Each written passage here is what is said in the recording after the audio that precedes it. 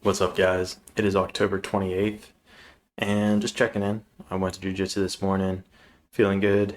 Definitely haven't been getting the best sleep lately. I'm not sure if anyone else has been feeling that. I've heard a couple other people talking about how they've been feeling like they're not sleeping as well. So I'm not sure if that's like something that's going around or what. Kind of like right in the middle of my forehead, I felt like quite a bit of pain. Kind of where the pineal gland is. Been working on trying to decalcify it. I'm laughing because I don't know how this is going to sound to most people. Been working on decalcifying it, so I'm hoping that the pain is what saying it's working. And yeah, I want to move on to like the dream I had last night. I guess big goal of me doing this is that my goal is to kind of become more consistently lucid dreaming. I've done it a handful of times in my life, but not on a consistent manner. For those of you who don't know, lucid dreaming is the act of being aware that you're dreaming while dreaming. So it's like if you've ever woken up in the middle of the dream and thought, oh shit, I'm dreaming. That's the act of being lucid. And there's a whole rabbit hole with this, but essentially I've been writing down in a dream journal the dreams I have because it's one of the techniques you do to get to a state of lucid dreaming. Um, so last night, one of the techniques that I have also been working with is like you have a mantra that you essentially repeat to yourself as you're falling asleep. And it's something along the lines of like, I am dreaming, I will lucid dream tonight, these kind of things. And so I was repeating this to myself over and over, and the goal is to kind of keep your consciousness awake as you're falling into the sleep. And so I was doing this, and at a certain point, I was repeating, I will have a lucid dream.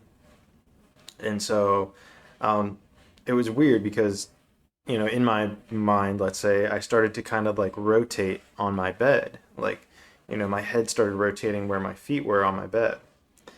And then once I kind of probably rotated about, in the real world, I did not rotate at all, but in my mind, it was like a rotation. And then what happened? My upper body started to fall off the bed. So if you can imagine like the foot of your bed, where like half my lower half of my body was on my bed, and then the upper half of my body was kind of at an angle off of the bed.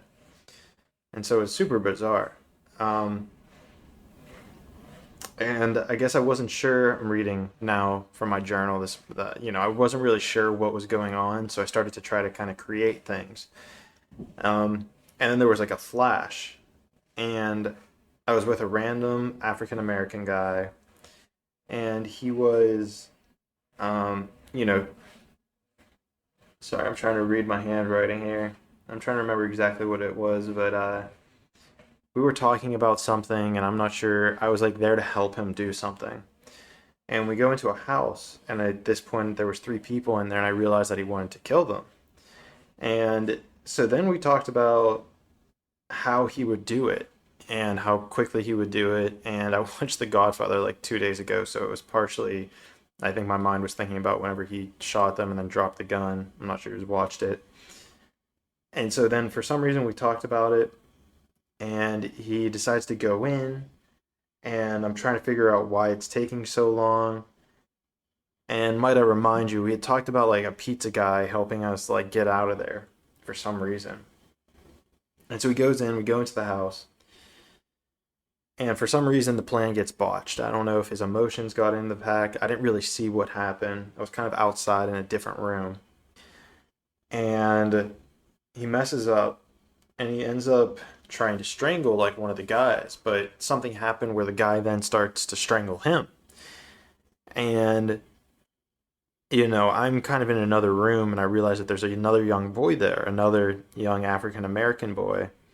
And instinctually, I know that, this kid had been like around a lot of death in his life. And it made me, worry about this kid being around another death that's about to occur. And so then I kind of take the kid and we go outside. Um, and so then, like, I'm taking the kid outside, but then the people inside who were supposed to be killed by whoever the guy was originally start yelling at the little boy to run. Think of it as in Forrest Gump, whenever they're yelling, "Run, Forrest, run." they start yelling at this kid with a very negative energy to run away. And I was like, shit, I want to help this kid. So I start running after him. If you can hear that, I apologize. That's my washing machine in the background. I'll try to finish this up so it's not too annoying. And so with like lightning speed, this kid takes off. And as I'm following him, I see a pizza guy.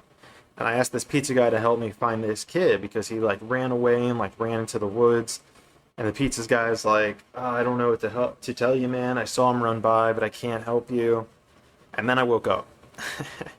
So, takeaways, I really, not really sure what to take away from that, but that was the dream. And, the one takeaway is that everybody in this was African American. And I had a dream, I think I talked about this before, September 27th, where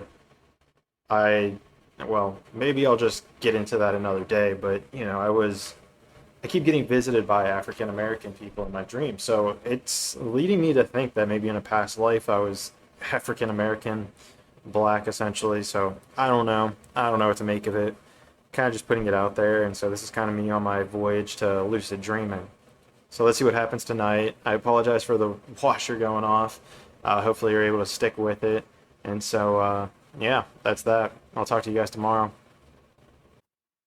What's up, guys? It is November 3rd, 2021, and I am coming to you today to report some stuff. What am I reporting?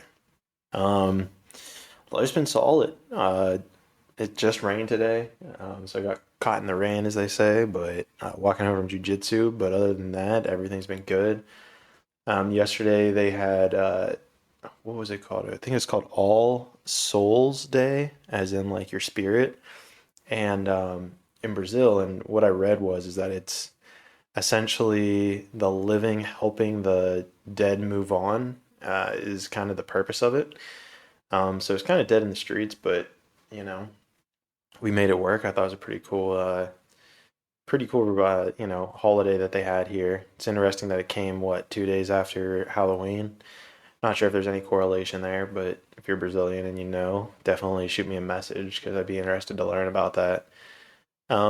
Something that I do. So yesterday I also recorded my podcast with Hannah Stone, and Hannah Stone's podcast is going to be released on Monday, November 8th, I believe. Someone fact check me on that. Maybe it's the 7th.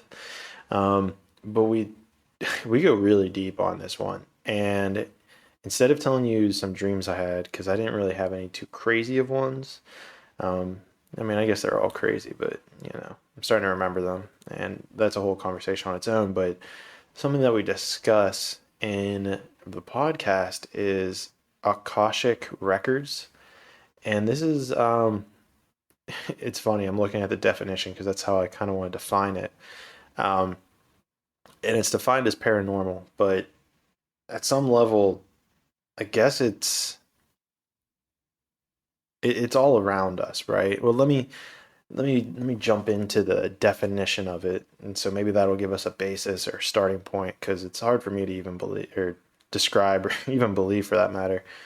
But akashic record is an alleged record of all events, actions, and thoughts that have ever occurred or will ever occur, which is linked to akasha, the so-called astral,